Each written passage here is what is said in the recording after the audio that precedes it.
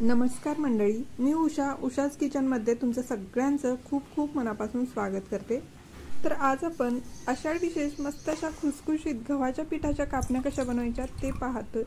चला तर मग रेसिपीला सुरुवात करूया। इथे मी अर्ध्या वाटीपेक्षा थोडंसं जास्त आणि पाऊण वाटीपेक्षा थोडंसं कमी पाणी घेतलेलं आहे। पाणी आपल्याला थोडंसं गरम करून घ्यायचे। गरम पाण्यामध्ये सारख्याच वाटीने 1 वाटी एवढा किसलेला गूळ टाकून घेतला। पाणी आणि गूळ व्यवस्थित मिक्स करायचं आणि हे थोडंसं साइडला ठेवून देऊया।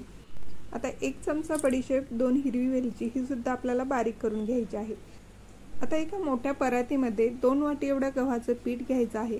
तर इथे मी अगोदर जी वाटी दाखवली आणि हा जो मेजरिंग कप आहे ते दोन्हीचं प्रमाण जे आहे ते अगदी समान आहे, त्यामुळे तुम्ही कप किंवा वाटी एका भांड्याचा हे पीठ मोजण्यासाठी वापर करू शकता। त्याचबरोबर पाव कप एवढं बेसन टाकायचे। बेसनामुळे ह्या कापणीला छान खमंगपणा येतो। त्यासोबतच 2 चमचे बारीक रवा टाकून घ्यायचा। रव्यामुळे काय होतं, छान कुरकुरीत कापणी तयार। त्यासोबतच कापणी छान खुसखुशीत होण्यासाठी ह्यामध्ये 2 चमचे एवढं साजूक तूप टाकून घ्यायचे। पण साजूक तूप आपल्याला पातळ करून किंवा गरम करून घ्यायचं नाही, तर नॉर्मल टेम्परेचरचं जे तूप आहे तेच आपल्याला ह्यामध्ये टाकून घ्यायचं आहे। आणि हे सर्व आपल्याला छान असं हाताने चोळून व्यवस्थित असं हे पिठाला तूप लावून घ्यायचे। मोहन छान मिक्स झालं पाहिजे, पिठाला लागलं पाहिजे। आपण पीठ हातामध्ये धरून अशी मूठ ओळली की छान वळली जाते, म्हणजेच आपलं मोहन छान असं लागलं गेले। त्यामध्येच आपल्याला बारीक करून घेतलेली बडीशेप आणि वेलचीची पूड टाकून घ्यायची आणि पुन्हा हे पीठ छान मिक्स करून घ्यायचं आहे। आपण सुरुवातीला गूळ आणि पाणी एकत्र मिक्स करून जे ठेवलं होतं ते पाणी आपल्याला पूर्णपणे थंड होऊ द्यायचे। थंड झाल्यानंतरच पीठ मळण्यासाठी वापरायचं आहे। तर हे कापणीचं पीठ आपण ज्यावेळी मळतो त्यावेळी आपल्याला एकदम गुळाचं पाणी न टाकता थोडं थोडं पाणी टाकायचे आणि अशा पद्धतीने आपल्याला छान घट्टसर हा गोळा आपल्याला मळून घ्यायचा आहे। तर इथे आपण पाऊण वाटीपेक्षा थोडंसं कमी पाणी आणि 1 वाटी एवढा गूळ वापरलेला आहे। 2 वाटी गव्हाचं पीठ, पाव वाटी बेसन आणि 2 चमचे रवा वापरला होता। त्यासाठी अगदी पुरेसं असं हे गुळाचं पाणी तयार झालं होतं। जर 1-2 चमचा पाणी कमी पडलं तर नॉर्मल पाण्याचा वापर करू शकता। आणि अशा पद्धतीचा आपल्याला खूप पातळ नाही किंवा खूप घट्ट असा गोळा मळायचा नाही।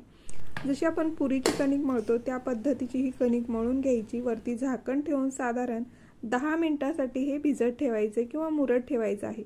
10 मिनिट झालेले आहेत। आपण झाकण उघडून घेऊया आणि पुन्हा आपल्याला 3 ते 4 मिनिटांसाठी हे कणिक मळून घ्यायचंय, छान मऊ करून घ्यायचं आहे। तर इथे तुम्ही पाहू शकता अशा पद्धतीने इथे मी 3 ते 4 मिनिट हे कणिक मळून घेतलं। तर ह्याच्या आता आपण गोळे तयार करून घेऊया। चपातीसाठी जेवढा आपण कणकेचा गोळा घेतो त्यापेक्षा थोडासा मोठा इथे मी गोळा तयार करून घेतलेला आहे। तर अशाच पद्धतीने इथे मी सर्व गोळे तयार करून घेतले। तर 4 गोळे इथे माझे तयार झालेले आहेत। आता आपल्याला पोळी लाटून घ्यायची। तर पोळी लाटत असताना अर्धवट पोळी लाटून झाल्यानंतर वरून आपल्याला खसखस पेरून घ्यायची आहे। अशा पद्धतीने खसखस टाकल्यानंतर थोडंसं लाटून घ्यायचं आणि बाजू पलटून घ्यायची। आता बाजू उलटल्यानंतर पुन्हा ह्याच्यावरती खसखस टाकून घ्यायची। त्या खसखस टाकल्यानंतर पुन्हा आपल्याला लाटायचं आहे।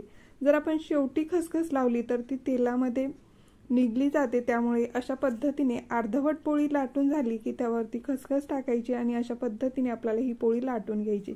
त्यामुळे खसखस मस्त अशी ह्या पोळीला चिकटली जाते आणि तेलामध्ये ती निघली जात नाही।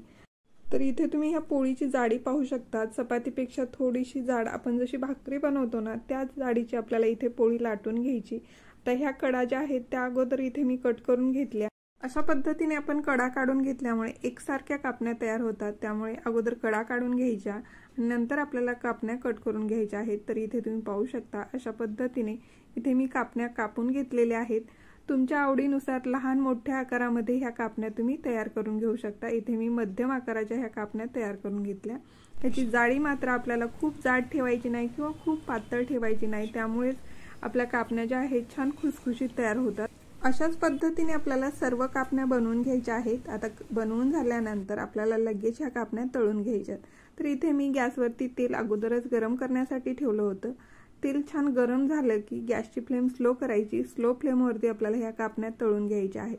तर इथे तुम्ही पाहू शकता कापणी टाकल्यानंतर मात्र चमच्याने आपल्याला ती सतत मिक्स करायची आहे, हलवत राहायचं आहे। खालची बाजू वरती येईल, वरची बाजू खालती जाईल असं आपल्याला हे मिक्स करत राहायचं आहे। त्यामुळे काय होतं, कापणी छान दोन्ही साईडने एकसारखी तळली जाते आणि मस्त अशी खुसखुशीत कापणी तयार होते।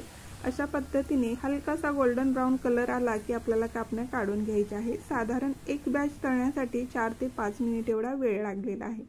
तर अशाच पद्धतीने आपल्याला सर्व कापण्या तळून घ्यायच्या आहेत। तर कापण्यामध्ये थोडंफार तेल शिल्लक असेल तर ते निघण्यासाठी इथे मी टिश्यू पेपर खाली टाकून त्याच्यावरती ह्या कापण्या टाकून घेतलेल्या आहेत। ह्यामधलं जे एक्स्ट्राचं तेल आहे ते टिश्यू पेपर शोषून घेतो आणि कापणी अजिबात तेलकट तयार होत नाही। तर अशाच पद्धतीने इथे मी सर्व कापण्या तळून घेतलेल्या आहेत। तर इथे तुम्ही पाहू शकता मस्त अशा आपल्या खमंग खुसखुशीत कापण्या तयार झालेल्या आहेत। तर ह्या पद्धतीने जर तुम्ही कापण्या बनवल्या तर अगदी पहिल्या वेळेस जरी तुम्ही कापण्या बनवत असाल तरी मस्त अशा चवीला एकदम मस्त आणि खुसखुशीत तयार होतात। तर ह्या पद्धतीने कापण्या घरी नक्की ट्राय करा। रेसिपी आवडल्यास लाईक करा, जास्तीत जास्त रेसिपी तुमचा मित्र परिवार नातेवाईकांबरोबर शेअर करा। उषाज किचनला अजून तुम्ही सबस्क्राईब केलं नसेल तर प्लीज उषाज किचनला सबस्क्राईब करा।